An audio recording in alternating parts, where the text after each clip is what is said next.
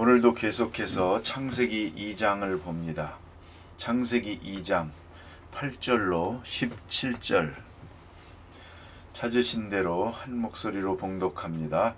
여호와 하나님이 동방의 에덴의 동산을 창설하시고 그 지으신 사람을 거기 두시니라. 여호와 하나님이 그 땅에서 보기에 아름답고 먹기에 좋은 나무가 나게 하시니 동산 가운데에는 생명나무와 선악을 알게 하는 나무도 있더라. 강이 에덴에서 흘러나와 동산을 적시고 거기서부터 갈라져 네 근원이 되었으니 첫째의 이름은 비손이라. 금이 있는 하윌라 온 땅을 둘렀으며 그 땅의 금은 순금이요 그곳에는 베델리엄과 호마노도 있으며 둘째 강의 이름은 기혼이라. 구스 온 땅을 둘렀고 셋째 강의 이름은 hit데겔이라. 아수르 동쪽으로 흘렀으며 넷째 강은 유브라데더라. 여호와 하나님이 그 사람을 이끌어 에덴 동산에 두어 그것을 경작하며 지키게 하시고 여호와 하나님이 그 사람에게 명하여 이르시되 동산 각종 나무의 열매는 내가 임의로 먹되 선악을 알게 하는 나무의 열매는 먹지 말라. 내가 먹는 날에는 반드시 죽으리라 하시니라. 아멘. 하나님께서 이제 천지를 창조하시고 마지막으로 에덴 동산을 창조하시고 그 에덴 동산에 사람을 두셨습니다. 어제 아침에 말씀드린 바와 같이 사람의 본질은 근원적으로 둘입니다. 하나는 흙입니다. 흙에서 나서 흙으로 먹고 살다가 흙으로 돌아가는 육체가 있습니다. 그리고 영혼은 하나님께로부터 불어넣어서 인간이 사는 것입니다. 그것이 어느 때 어떤 모양으로 이루어지는지 우리가 다 알 수 없지만 분명한 것은 오늘 우리의 육체는 부모로부터 물려받습니다. 우리가 자식을 낳는다고 하지만 분명한 것은 육체를 낳을 뿐입니다. 육체는 내게 속했고 나를 통해서 태어난 것입니다.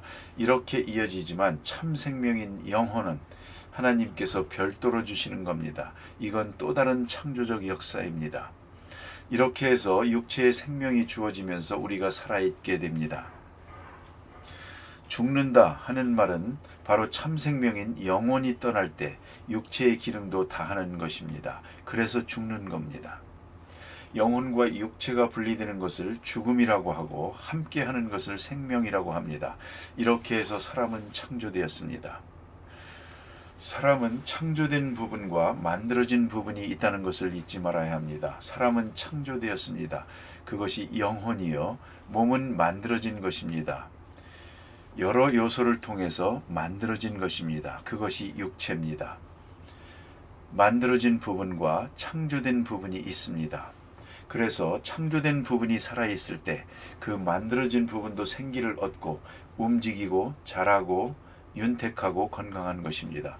창조된 부분이 약해지고 병들 때 그의 이성도 그의 몸도 다 병들어가는 것입니다. 이런 문제를 깊이 생각해야 하겠습니다. 이것은 바로 소우주됨을 말하는 것입니다. 그 다음에 오늘 본문에 보면 동산이란 말이 많이 나옵니다. 에덴 동산. 참 아름다운 얘기입니다. 하나님께서 사람을 창조해가지고 동산에 살도록 했습니다. 동산에 살아야 오래 삽니다. 그런데 사람들은 상하궁전에 살기를 원합니다. 금으로 장식한 데 살기를 원합니다. 돌로 지은 집에 살기를 원합니다. 대리석으로 지은 집에 살기를 원합니다. 이걸 분명히 알아야 합니다. 동산에서 살아야 건강합니다. 나무가 있고 강이 있고 풀이 있고 이런 데 살아야 됩니다. 하나님은 인간이 동산에 살기를 원하십니다.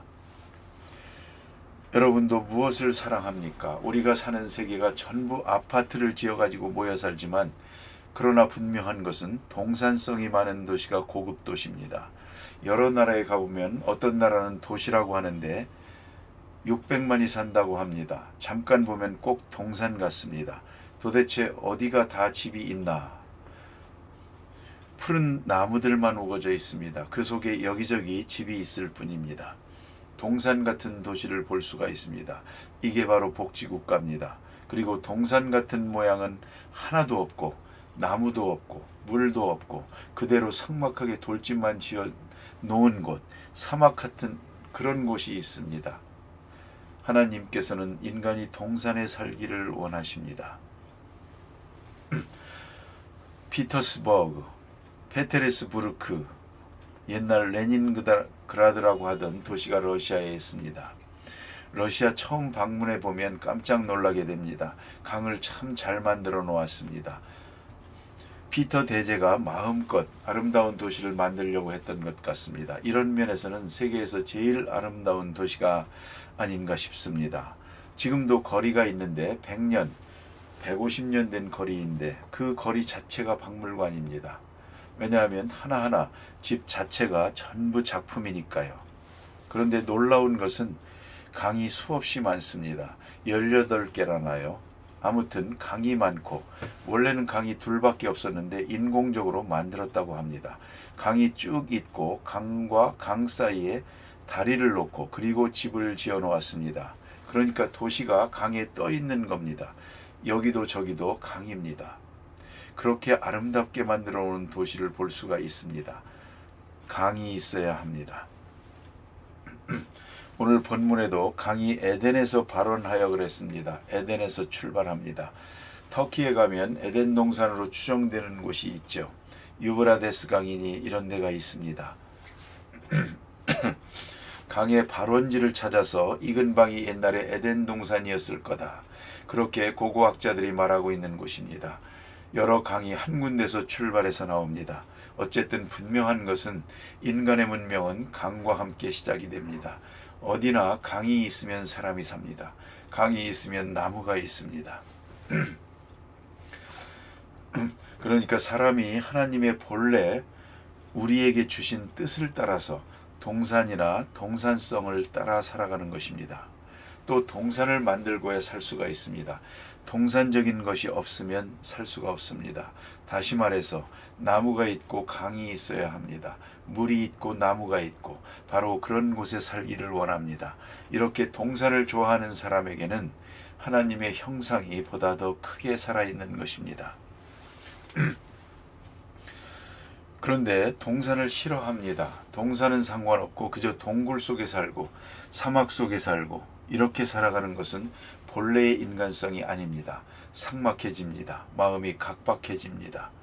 대개 그런 인간성을 볼 수가 있습니다. 사막이나 이런 데서 살면 사람이 강팍해집니다. 좋은 물가에 동산에 살아가면 마음이 평화로워지는 것을 볼 수가 있습니다. 그게 하나님께서 본래적으로 우리에게 주셨던 속성이라고 생각합니다. 그래서 아름다운 동산에 살기를 원하셨다. 사람은 동산에 살도록 두셨다. 이 본래적인 의미를 우리가 잘 알아야 할 것입니다. 에덴 동산 같지는 못하더라도 우리는 동산을 꾸며가며 살아야 됩니다. 미국에 뉴저지가 있죠. 원래 뉴저지라는 말이 있지만 자동차에 보면 가든 스테이트라고 씁니다. 동산주라는 말이죠. 스스로를 자랑합니다. 우리 뉴저지는 나무가 많고 물이 많은 동산이다. 차를 몰고 어딜 가도 숲속을 다닌다. 물과 나무밖에 없다. 5분만 나가도 들이다. 넓은 들에 나무가 많다. 가장 아름다운 곳 중에 하나다. 라고 자랑을 합니다. 지금은 가장 잘 살기 좋은 곳이 어디냐 하면 시애틀이라고들 합니다. 시애틀에 가보면 정말 나무가 많습니다. 꽉 차 있습니다. 나무 사이에 집들을 짓고 살아갑니다. 동산. 사람은 동산에 살도록 지어졌습니다. 그것을 깊이 생각해야 합니다. 참 여러 가지 의미가 있습니다. 그 다음에 보니까 물이 에덴에서부터 발원했다. 에덴에서부터 발원하고 그 발원한 물가에 살게 되었다. 결국은 그 발원지입니다. 좀 더 영적으로 생각해 보면 평화, 생명의 발원지는 에덴입니다. 우리의 고향은 에덴이라는 것을 잊지 말아야 합니다. 우리 마음의 고향은 항상 에덴 동산입니다. 그로부터 발원해서 이루어진 것입니다. 이게 근본입니다. 사람이 무엇인지, 사는 것이 무엇인지, 생명이 무엇인지, 혹은 평화가 무엇인지, 행복이 무엇인지를 알려면 다시 에덴으로 돌아가야 합니다. 그 다음에 주신 말씀 보니까 15절에 여호와께서 그 사람들을 이끌어 에덴 동산에 두사 거기 살게 하고 그곳을 다스리며 지키게 하시고, 여러 가지 의미가 있습니다. 다스리며 지키고 살게 했습니다. 일거리가 있습니다. 여기에도 다스리는 것입니다. 그러니까 질서를 다스려야 하고 보관하는 것입니다. 잘 지켜나가도록 이렇게 일하며 살게 만들었습니다. 이것이 에덴 동산의 아름다움입니다. 에덴 동산하면 아무 일도 하지 않고 벌거벗고 노는 곳인 줄 압니다만 그렇지 않습니다. 에덴 동산에도 일이 있었습니다.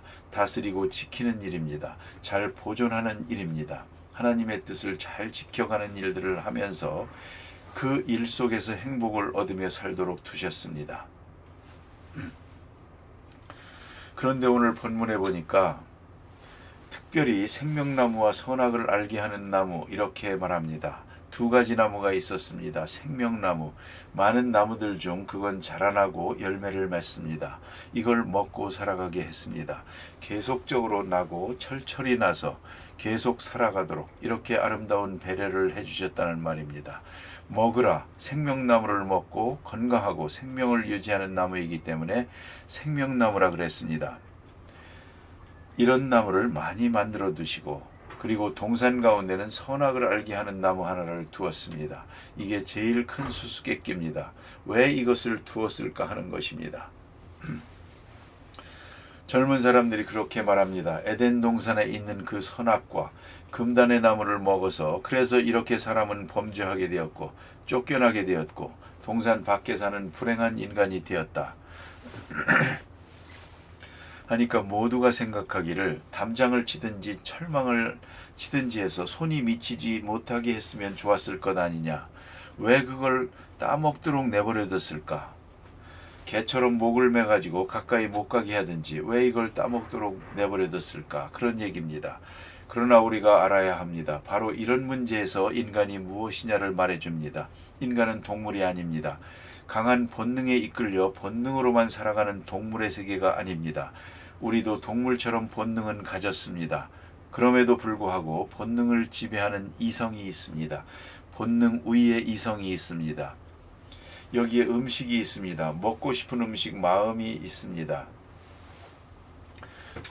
먹고 싶으면 무조건 먹습니다. 그 가운데서도 사람은 이 음식이 내 거냐 내 거냐, 먹어도 되는 거냐 안 되는 거냐, 이로울 거냐 해로울 거냐 생각을 합니다.